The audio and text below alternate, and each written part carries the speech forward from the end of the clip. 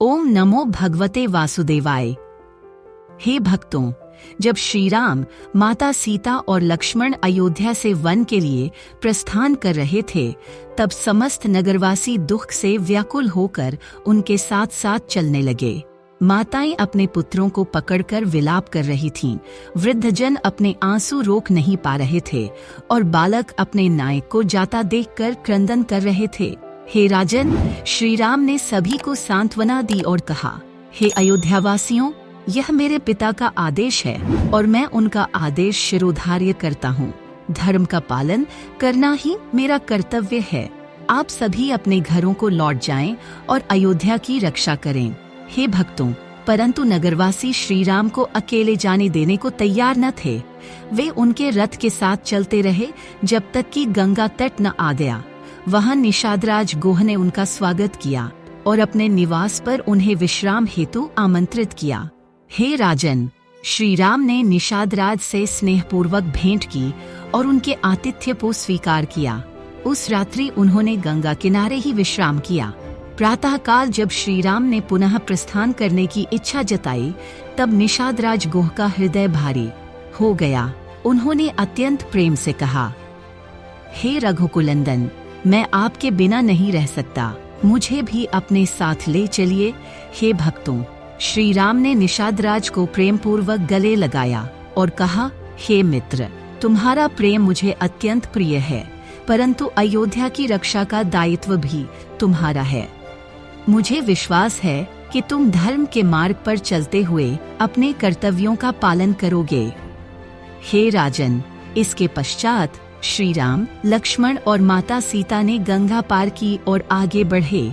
वे भरद्वाज ऋषि के आश्रम पहुँचे, जहाँ महर्षि ने उनका आदरपूर्वक स्वागत किया। हे भक्तों, महर्षि भरद्वाज ने श्री राम से कहा, हे राम, तुम केवल राजा दशरथ के पुत्र ही नहीं, बल्कि समस्त सृष्टि के जीवन दाता हो। यह वन भी तुम्हारी सेवा करने को आतुर है। हे राजन, श्री राम ने विनम्रता से कहा, हे महर्षि, मैं केवल अपने कर्तव्य का पालन कर रहा हूँ।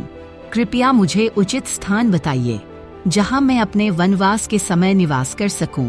हे भक्तों, तब महर्षि भरद्वाज ने चित्रकूट की ओर संकेत किया और कहा, हे राम, चित्रकूट एक पवित्र स्थान है। वहाँ तपस्वीजन वास करते हैं और प्रकृति की गोद में शांति का अनुभव होता है। तुम वहीं निवास करो। हे राजन, श्री राम, लक्ष्मण और माता सीता चित्रकूट की ओर प्रस्थान कर गए। वहां उन्होंने मुनियों के मार्गदर्शन में एक कुटिया बनाई और अपने वनवास का जीवन आरंभ किया। हे भक्तों, इसी बीच अयोध्या में महाराज दशरथ का दुख दिन प्रतिदिन बढ़ता गया।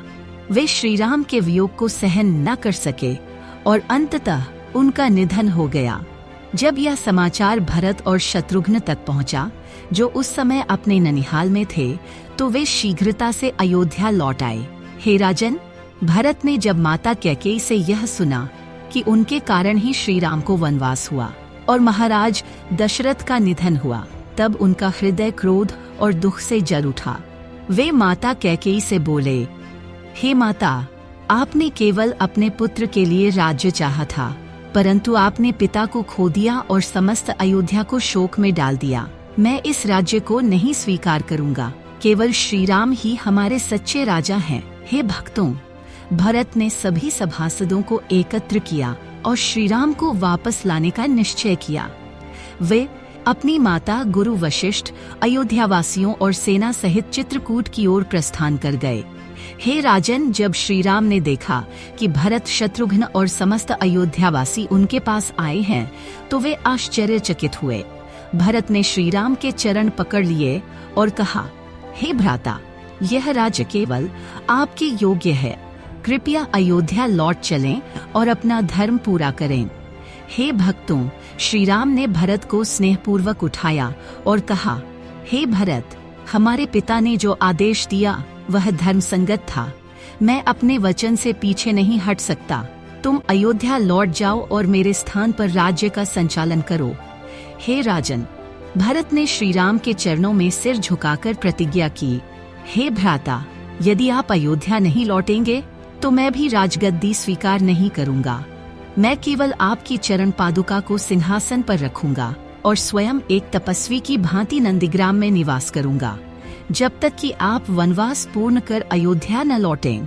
हे भक्तों, श्री राम ने भरत के प्रेम और त्याग को देखकर उन्हें गले लगाया। उन्होंने अपनी चरण पादुका भरत को प्रदान की और कहा, हे भरत, तुम धर्म के प्रतीक हो। मैं तुम पर गर्व करता हूँ। तुम अयोध्या लौटो और राजधर्म का पालन करो। हे राजन, इस प्रकार भरत श्री राम की चरण पादुका लेकर अयोध्या लौटे और नंदीग्राम में निवास करने लगे। उन्होंने सिंहासन पर श्री राम की पादुका रखी और स्वयं तपस्वी जीवन व्यतीत करने लगे। हे भक्तों, इस प्रकार श्री राम ने अपने धर्म का पालन करते हुए चित्रकूट में निवास किया और भरत ने भी त्याग और कर्तव्य का अनुपम उदाहरण प्रस्तुत किया। हे राजन, इस कथा से हमें यह शिक्षा मिलती है कि धर्म, त्याग और कर्तव्य से बढ़कर कुछ भी नहीं। श्री राम और भरत दोनों ने अपनी मर्यादा का पालन कर समस्त मानव जाति को एक आदर्श प्रदान किया। अगला विस्तृत अध्याय शीघ्र प्रस्तुत किया जाएगा।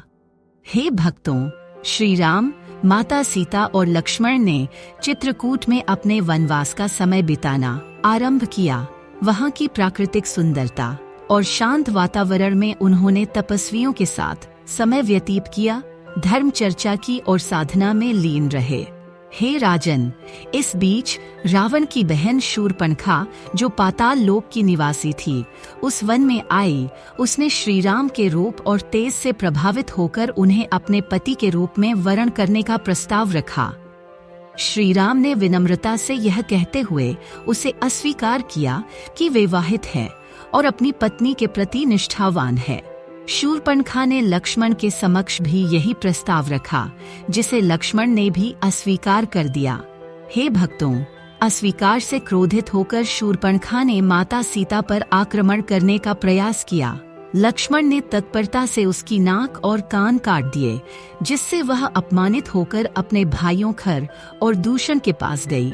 उन्होंने अपनी सेना के साथ श्री राम पर आक्रमण किया, लेकिन श्री राम ने सभी राक्षसों का संहार कर दिया। हे राजन, शूर्पणखा ने लंका जाकर अपने भाई रावण को इस घटना की सूचना दी।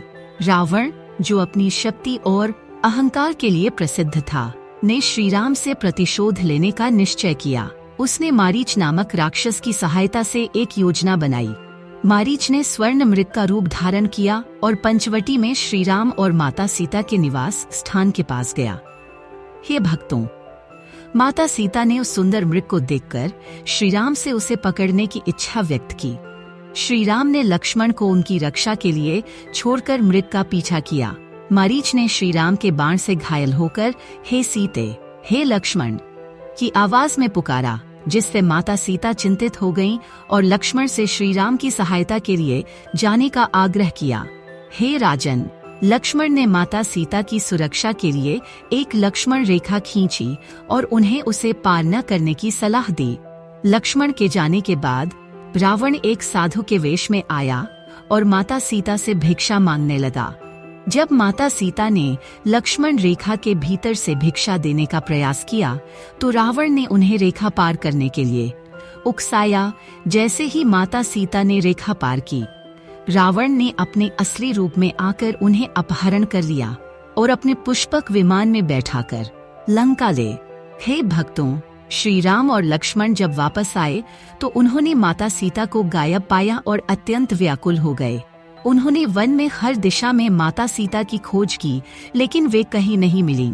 इस दौरान उनकी भेंट जटायु नामक वृद्ध गिद्ध से हुई, जिसने रावण को माता सीता का अपहरण करते देखा था और उन्हें बचाने का प्रयास किया था, लेकिन रावण ने उसे घायल कर दिया था। जटायु ने श्री राम को लंका की दिशा बताई और अपने प्राण त्याग दिए। हे राजन, इसके बाद श्री राम और लक्ष्मण की मुलाकात हनुमान और सुग्रीव से हुई। सुग्रीव ने वानर सेना की सहायता से माता सीता की खोज का वचन दिया। हनुमान ने लंका जाकर माता सीता का पता लगाया और श्री राम की अंगूठी उन्हें सौंपी। उन्होंने लंका का दहन किया और वापस श्री राम के पास लौटे। हे भक्तों, श्री राम ने वानर सेना के साथ समुद्र पर सेतु बांधकर लंका पर आक्रमण किया। भीषण युद्ध के बाद उन्होंने रावण का वध किया और माता सीता को मुक्त कराया।